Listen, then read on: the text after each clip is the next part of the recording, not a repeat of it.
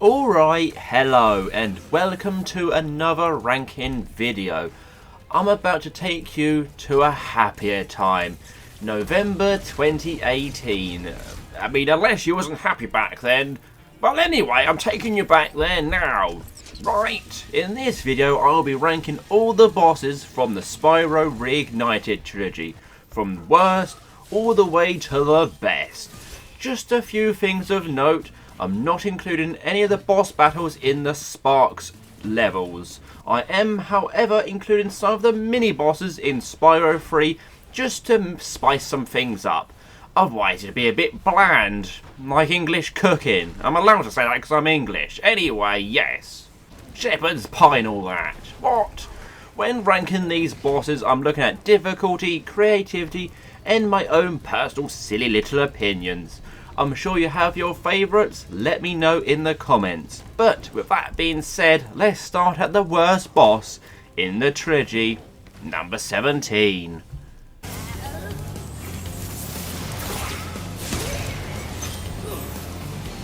So in last place is Blowhard, which apart from being a funny name because it almost sounds rude, oh no, there just isn't much of a boss fight here. I barely even realised he was any different to a regular enemy. You just chase him down and flame him 3 times and that's it. You're toast, Nork! So then the final boss for Spyro 1 is all the way down near the bottom. This was such a disappointing final boss in a game filled with not many good bosses, let's be fair. To start with, you have to chase down 2 thieves and then collect their keys before chasing Nasty around. He doesn't really do anything to slow you down. This boss could have potentially been a bit better if he tried to maybe lay some mines or TNT or fire something at you. But like a lot of the bosses in Spyro 1, it's a lot of running around chasing. The final section is the only part with any urgency though, as the platforms will slowly start to recede, leaving Spyro with not much room to glide to. This just could have been a much better final boss. A wise dragon once told me aim high in life, but watch out for flying boxes. Huh? Okay, I swear there will be bosses from other games in the trilogy. It's not my fault Insomniac Games were just not very good at making boss fights in the first game. So we have Jacques? I probably mispronounced his name 3 times. It's the same formula as Blowhard really. You chase him a couple of times, flame him. The only reason this is ranked a little bit higher is I do occasionally get hit by the odd flying box and so the glides can be a bit difficult. But apart from that, he is easier than cutting through butter with a hot knife. When I heard the sorceress was planning to ambush you, I got here as fast as I could. So up next is a wussy green toad. I mean Buzz. Sorry, Buzz. Generally this boss is a decent difficulty level for a first boss. However, there is one part of this boss that still annoys me to this day. When he surrounds himself with fire, it doesn't give you enough of a chance to hit him, as there's not enough of a window in which you can attack without hitting the fire. If it wasn't for that, I'd rank him much higher. But in my opinion, he's just a stupid wussy green toad. Be careful, Spyro. Toasty has many tricks up his sleeve. So, in at 13 is Toasty, the first boss of the entire trilogy. So, it's not really a bad thing that he's very easy. That is what you expect from a first boss. I also do like the reveal that in the end, the boss is literally just a sheep on stilts. Come to think of it, I could go for a cheese toasty right now actually. Oh, but the sorceress must have survived that last battle. She's been waiting here all this time, saving up her magic to destroy you. So at 12, this is the second battle against the saucy sorceress. Just to be clear, I am ranking them separately. This is the bonus final battle in the super bonus world. And there isn't much to it. You fly around and hit her with your flying saucer. It's similar to the final phase of Ripto's fight, but with nothing else added. It's like a sugar-free chocolate bar. Without all the sugar, it just tastes like crap. And the sorceress tastes like crap as well. Pluto the Rhinoc has challenged us to a naval battle. Our speedboat versus his nuclear shark submarine. Up next is Bluto. Not to be confused with Popeye's nemesis, this is one of the mini-bosses from Spyro 3. Although the submarine is one of the hardest vehicles to control in the game, they made it much easier in Reignited Trilogy. Maybe a bit too easy? I used to struggle a lot with this on PS1, but then maybe that was just because I was really young and really crap at the game.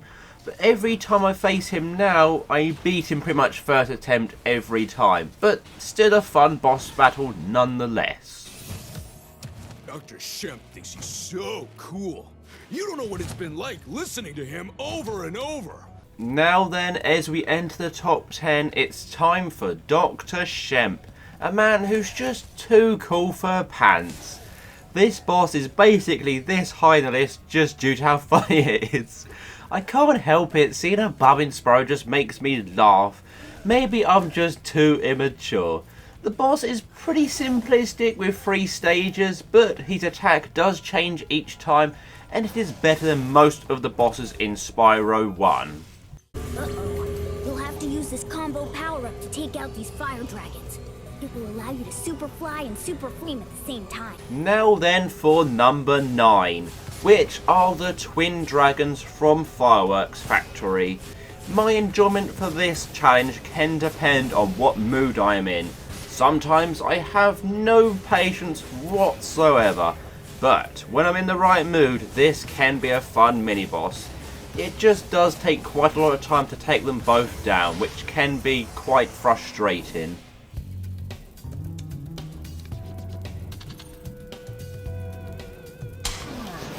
So up next is Sleepyhead. Found in the spooky swamp, this Rhinoc mini-boss is awakened by lighting the tea lamps. He must be some kind of tea wizard. But then, tea is lovely first thing in the morning. Overall, this is a very simple boss, but good fun nonetheless. It is one of the most forgotten bosses in the game, and to be fair, I can imagine almost all of you had no idea he was called Sleepyhead. I mean, I didn't know he was called that. I had to Google it before I made this video. I'll let him rest as we continue with the video. Metalhead is all charged up to meet you. Attacking the power pole should disrupt his power supply. Okay, now it's time to raise those devil horns into the sky and start the headbang, because up next is Metalhead, the best boss from Spyro 1. He's pretty much the only boss that actually acts like a traditional boss fight. You have to take down his power supply by charging into the pylons. He's also a giant robot, and I like giant robots. Or even small robots.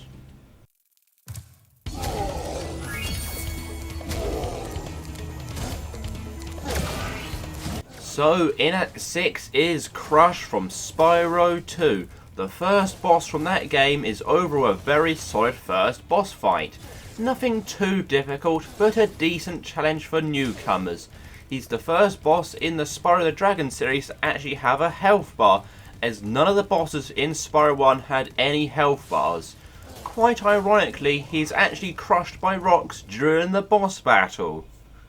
My tactical instincts told me the sorceress would attack you here, so I flew in to help out. Now then, we enter the top 5 with Spike, who is potentially the hardest boss on the original games on PS1. He is much less of a challenge on Reignited Trilogy, as he tends to be much more stationary. Spike is the only boss in Year of the Dragon to not be killed by falling into the lava, just due to his massive size. Although he is nerfed for Reignited Trilogy, I think that was a good idea for newcomers to the game, considering he is only the second boss in Spyro 3. Woohoo! Time to kick some sorceress butt! So, in at 4 is the first battle against the sorceress, as we have to kick a big, fat, ugly butt. This is the first time Spyro and her actually meet in person, having only seen her in cutscenes throughout the game. It is a very fun fight with lots of different vehicles to use, including a cannon, a tank and a UFO. For a final boss, she is maybe a bit too easy, but that isn't necessarily a bad thing. Go, finish him off, and you can have all the berries you can eat. So, at 3 is Gulp, which might be a surprise to some, as I'm sure many people have predicted this to be number 1. Although an epic battle, I do feel like he's far too hard. His attacks seem much more accurate, and the fact that he can regenerate his health by eating chickens really does not help things. For a veteran like me, I was pretty frustrated when it must have taken at least 10 attempts to beat him. I do like how there are different weapons to use against him, from barrels to bombs and even rockets. I just wish he wasn't such a steep difficulty curve.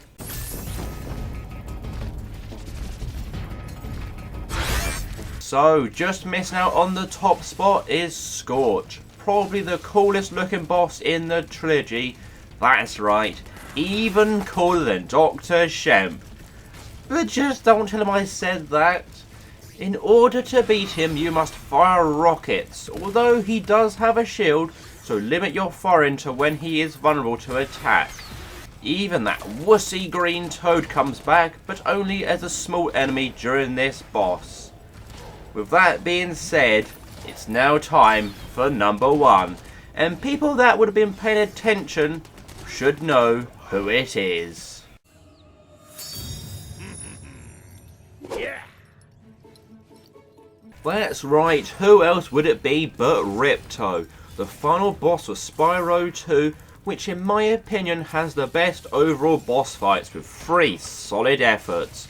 The other games are a bit hit and miss, with Spyro 1 having a lot of misses.